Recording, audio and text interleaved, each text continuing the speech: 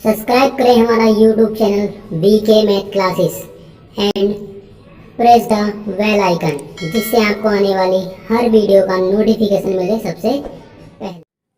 Hello friends, स्वागत है आपका मेरे YouTube channel VK math classes में।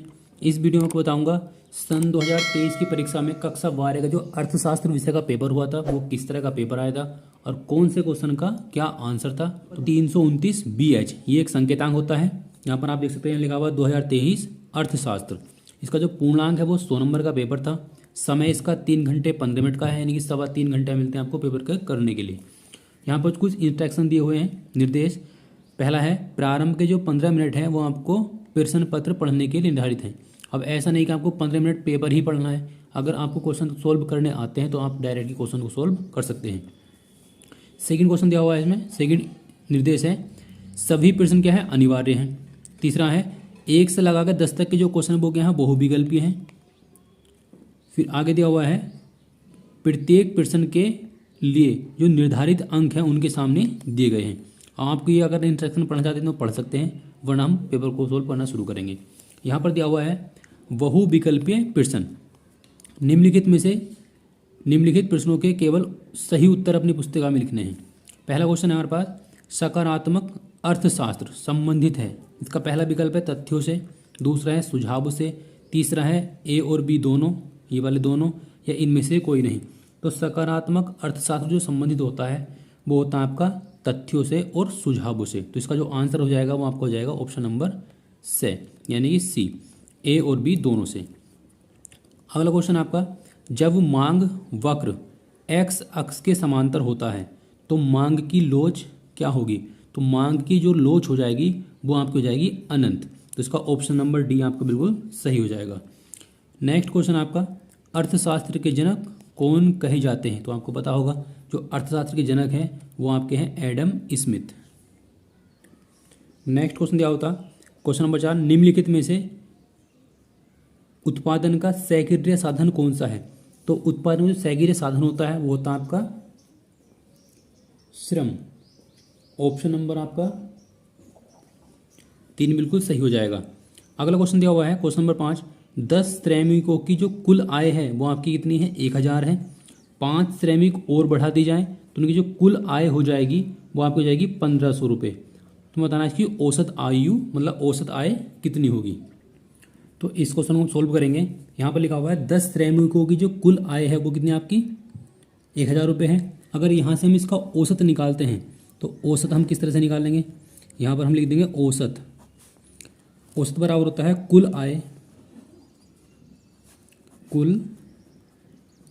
आय और बटे में लिख देंगे कुल संख्या। तो कुल आय आपकी कितनी है 1000 और संख्या कितनी है आपकी 10। तो यहाँ से कैंसिल हो जाएगा। तो जो समांतर माध्य है या औसत है वो कितना आपका 100 है। अब इसने कहा गया क्वेश्चन में कि 5 श्रमिक बढ़ाने पर, तो 5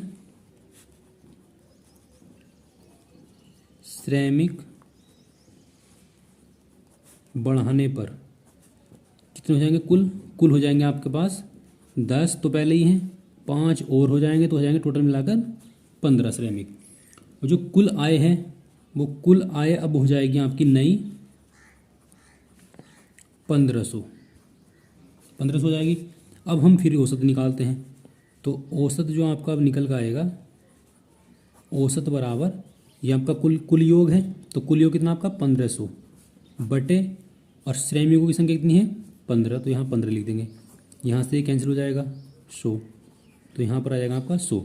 अब आप देख सकते हैं इसमें यहाँ पर श्रमिक कितने हैं 10, तो औसत कितना निकल गया आपका 100। श्रमिक हमने बढ़ाए तो तब भी औसत कितना निकल गया आपका 100 ही निकल गया।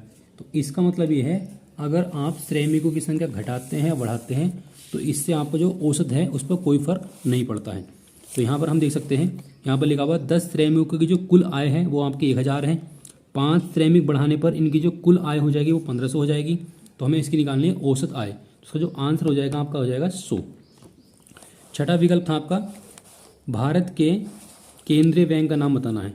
तो भारत के जो केंद्रीय बैंक का नाम है वो है आपका रिजर्व बैंक ऑफ इंडिया, यानी कि RBI। नेक्स्ट क्वेश्चन है क्वेश्चन नंबर 7 वर्तमान में भारत में कितने राष्ट्रीयकृत बैंक हैं। तो वर्तमान में भारत में जो राष्ट्रीयकृत बैंकों की संख्या है वो आपकी है 12। अगर हम SBI को छोड़ दें तो आपके 11 बचेंगे। अगर आपको पूछता है कुल राष्ट्रीयकृत बैंक कितने हैं तो आपके वो 12 हैं। नेक्स्ट क्वेश्चन आपका दिया हुआ है C बराबर 100 प्लस 0.5 y, इस समीकरण में स्वायत्त उपभोग कितना है, इसका मान हमें निकालना है। अब इस क्वेश्चन को किस तरह सोल्व करेंगे, यहाँ पर आपको दिया हुआ है C बराबर 100 प्लस 0.5 y, इसे हमने मान लिया है समीकरण नंबर 1। अब यहाँ पर आपका C क्या होता है, तो C को हम बोलते हैं कंज्यूमर स्पेंडिंग यानी कि उपभोग व्यय। I4 होता है इन्वेस्टमेंट यानी कि व्यय होता है, और जो Y होता है वो होता है आपकी वस्तु की अंतिम प्रत्याशित मात्रा कहलाती है। आपको एक सूत्र है Y बराबर C प्लस I। अब हम क्या करेंगे, इस समीकरण में C की जगह हम ये वाली वैल्यू पुट कर देंगे, तो हो जाएगा Y बराबर C का मान अब कितना है 100 प्लस 0.5 y और प्लस I ऐसे लिख देंगे। अब यहाँ पर आपका I क्या है, I है आपका इन्वेस्टमेंट, तो I की वैल्यू आपको नहीं दी हुई है, तो हम क्या करेंगे y, इस वाले y वाले पद को हम इधर ले आएंगे माइनस में, 0.5 y यहाँ पर कैपिटल Y है बराबर यहाँ बचेगा आपका 100, और I की वैल्यू यहाँ पर लगा देंगे आप 0, क्योंकि इन्वेस्टमेंट आपका 0 है। अब एक y में से हम घटाएंगे 0.5 y, तो यहाँ बचेगा आपका 0.5 y बराबर हो जाएगा आपका 100। अब हम यहाँ से y की वैल्यू निकाल लेंगे, तो यह जाएगा आपका 100 बटे में आएगा 0.5। अब पॉइंट हटा के ऊपर एक 0 बढ़ा लेंगे, तो ये हो जाएगा आपका 1000 बटे 5, 5 से काटेंगे कितना आ जाएगा आपका 200। तो यहाँ पर आपकी जो y की वैल्यू है वो आ जाएगी आपकी 200। तो इस विकल्प का जो सही आंसर हो जाएगा आपका वो हो जाएगा ऑप्शन नंबर डी 200। आगे क्वेश्चन दिया हुआ है समष्टि अर्थशास्त्र के जनक कौन कहे जाते हैं, तो इसका आंसर हो जाएगा आपका ऑप्शन नंबर वे यानी कि दूसरा किन्स। ये आपके हैं समष्टि अर्थशास्त्र के जनक, इनका पूरा नाम है जॉन मेनार्ड किन्स।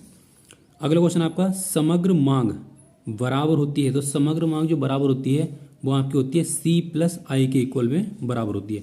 C आपको पता है कंज्यूमर स्पेंडिंग होता है, और I जो आपका क्या है इन्वेस्टमेंट। तो समग्र मांग जो आपकी C प्लस I के बराबर है। नेक्स्ट क्वेश्चन आपको दिया हुआ था, ये आपके 10 विकल्प थे। आगे क्वेश्चन आपको दिया हुआ है अति लघु उत्तरीय प्रश्न, ये आपके 3 नंबर के क्वेश्चन है। पहला क्वेश्चन आपको दिया हुआ था किसी अर्थव्यवस्था की केंद्रीय समस्याएं क्या क्या होती हैं, ये आपको 3 नंबर का क्वेश्चन था। नेक्स्ट क्वेश्चन आपको दिया था स्थापन वस्तुएं क्या होती हैं। 13वां क्वेश्चन था आधुनिक युग में उत्पादन के साधनों के नाम लिखिए। अगला क्वेश्चन दिया था एक वस्तु की मांगी गई मात्रा से आप क्या समझते हैं। अगला क्वेश्चन आपको दिया था बेरोजगारी क्या है, ये आप सभी जानते हैं कि बेरोजगारी क्या होती है। क्वेश्चन नंबर 16 था आपका शिक्षित बेरोजगारी क्या है, जो पढ़े लिखे व्यक्ति हैं वो क्या है आजकल बेरोजगार फिर रहे हैं, उनके बारे में हमें इस क्वेश्चन में लिखना था। अगला क्वेश्चन आपको दिया था प्रत्यक्ष करों के 3 उदाहरण लिखिए। अब प्रत्यक्ष कौन कौन से होते हैं, तो जो हमारे पास कर होता है जिसे हम बोलते हैं टैक्स, वो 2 प्रकार का होता है। एक होता है आपका प्रत्यक्ष कर, एक होता है अप्रत्यक्ष कर यानी कि डायरेक्ट और इनडायरेक्ट। तो हमें लिखना है जो प्रत्यक्ष कर होते हैं उनके 3 उदाहरण देने हैं। तो प्रत्यक्ष कर कहाँ लिया जाता है, संपत्ति पर लिया जाता है। आपकी जो संपत्ति है उसमें आपके पास संपत्ति कितनी है, तो आपको क्या करना पड़ेगा, उसका टैक्स देना पड़ेगा प्रत्यक्ष। जो हम जानबूझकर टैक्स देते हैं वो प्रत्यक्ष कर कहलाता है, और जो हम जाने अनजाने में टैक्स देते हैं, जैसे हम कोई वस्तु खरीदने जाते हैं तो हम टैक्स देंगे तो क्या होता है, वो कहलाता है अप्रत्यक्ष कर। फिर आपका क्वेश्चन नंबर 18 मुद्रा गुणक क्या है। आगे दिया आपका लघु उत्तरीय प्रश्न, ये आपके 6 नंबर के क्वेश्चन है। प्रत्येक क्वेश्चन के जो नंबर हैं वो क्वेश्चन के सामने ही लिखे गए हैं। पहला क्वेश्चन था 19वें नंबर पे, मांग के नियम से आप क्या समझते हैं, एक उदाहरण और चित्र की सहायता से इसे समझाइए। क्वेश्चन नंबर आपको 20 दिया हुआ था, निम्नलिखित आंकड़ों से कुल आय और सीमांत आय की हमें गणना करनी है। तो इस क्वेश्चन को किस तरह सोल्व करेंगे। अब इस क्वेश्चन को किस तरह सोल्व करेंगे, यहाँ पर हम लिख लेंगे उत्पादन की जो इकाइयाँ, तो यहाँ बोलते हैं हम क्वांटिटी, तो हम इसे क्यू से लिख लेंगे। आपकी जो कीमत है आपको रुपये में दी हुई, तो यहाँ पे लिख लेंगे टोटल रिवेन्यू यानी कि TR शॉर्ट में। MR का मतलब है मार्जिन रिवेन्यू, MR का मान हमें निकालना जिसे बोलते हैं सीमांत आय हमें निकालनी है। AR का मतलब क्या है, एवरेज रिवेन्यू यानी कि औसत निकालना है। तो यहाँ पर हम इनके मान लिख लेंगे, इनके मान जो दिए हुए हैं, यहाँ पर इनकी जो वैल्यू दी हुई है क्वांटिटी वो पहले 1 दी हुई है, फिर आपको यहाँ 2 दी हुई है और यहाँ पर आपको 3 दी हुई है। फिर आपके यहाँ पर 10, यहाँ को क्वेश्चन में दिया हुआ है 10, 9, 8। अब यहाँ पर हम जब ए आर या एम आर का मान निकाल लेंगे तो इसका आपको फॉर्मूला याद रखने हैं। फॉर्मूला क्या है, ए आर बराबर होता है T R upon Q. T R upon Q, A R बराबर होता है टी आर अपॉन क्यू। तो टी आर की वैल्यू आपकी कितनी है 10, तो यहाँ पर हम लिख देंगे टी आर की वैल्यू हम ऊपर लिख देंगे और अपॉन में क्या दिखा हुआ क्यू, तो यहाँ पर हम क्यू की वैल्यू लगा देंगे। क्यू की वैल्यू कितनी है आपकी 1, तो यहाँ हम 1 लिख देंगे। तो सोल्व करेंगे कितना आएगा आपका 1 ही आएगा। फिर सेकंड वाले में आपके यहाँ पर लिखा हुआ है 9, तो यहाँ पर हम लिख देंगे 9। यहाँ पर क्यू की वैल्यू कितनी है 2, तो यहाँ पर हम क्या करेंगे 2 से डिवाइड कर देंगे। तो डिवाइड करने पर कितना आएगा आपका 4.5। यहाँ पर आपका लिखा हुआ 8 और यहाँ लिख लेंगे 8/3।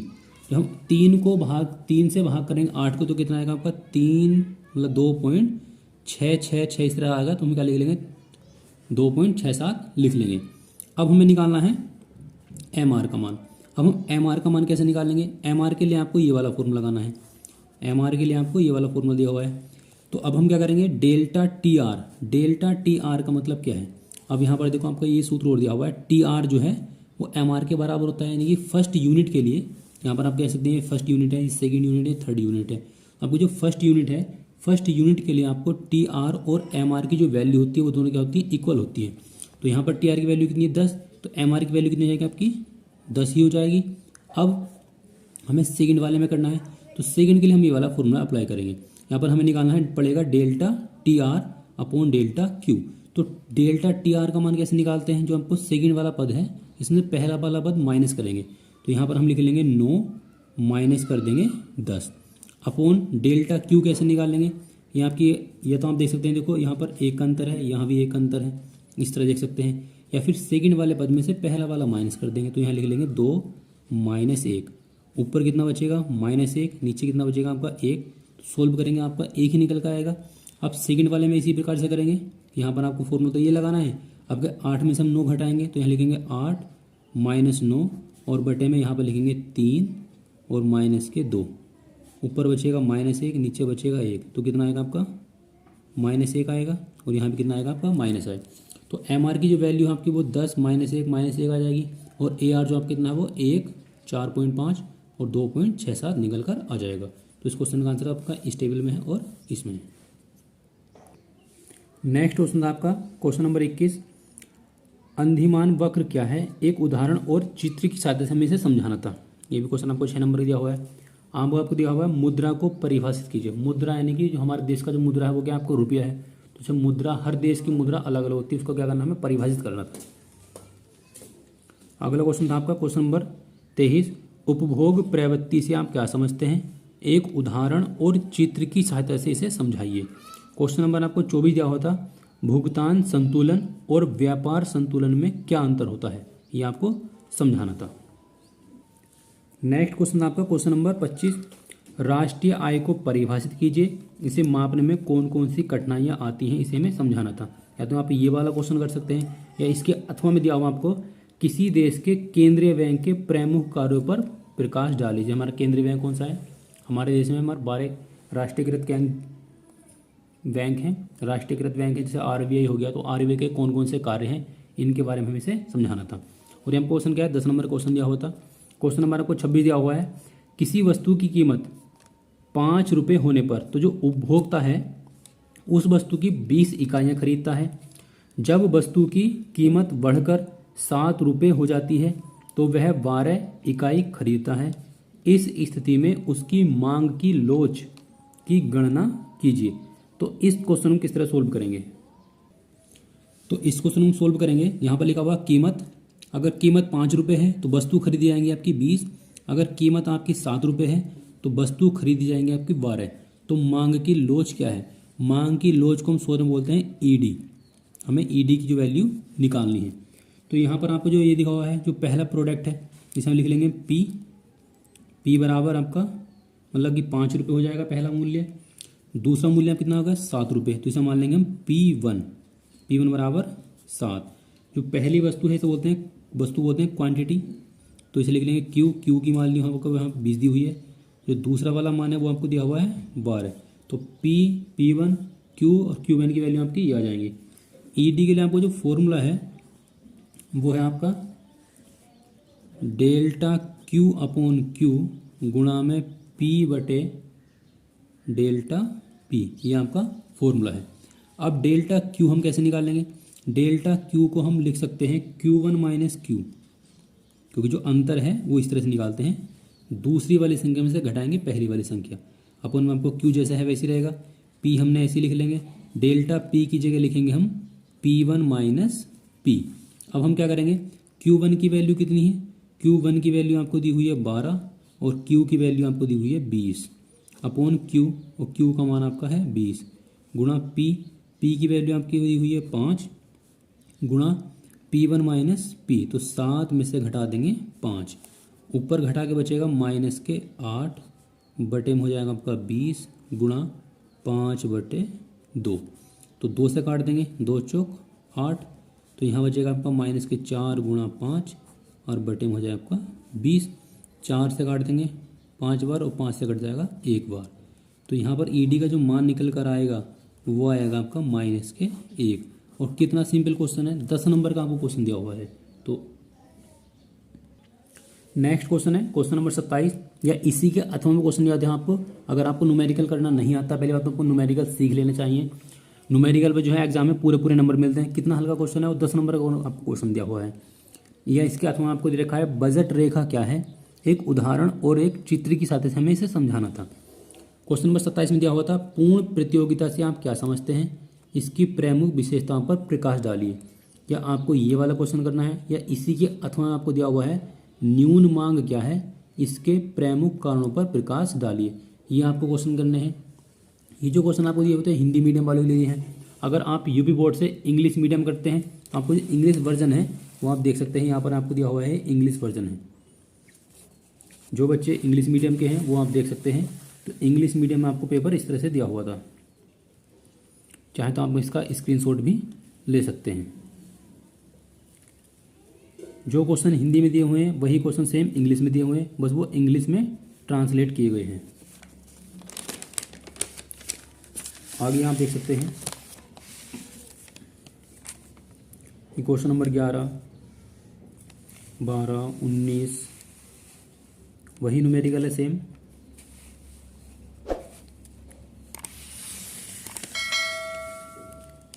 ये क्वेश्चन नंबर 25, 26 और 27। तो आई होप कि आपको वीडियो अच्छी लगी होगी। वीडियो अच्छी लगी तो वीडियो को लाइक करें, शेयर करें और मेरे चैनल को सब्सक्राइब करें।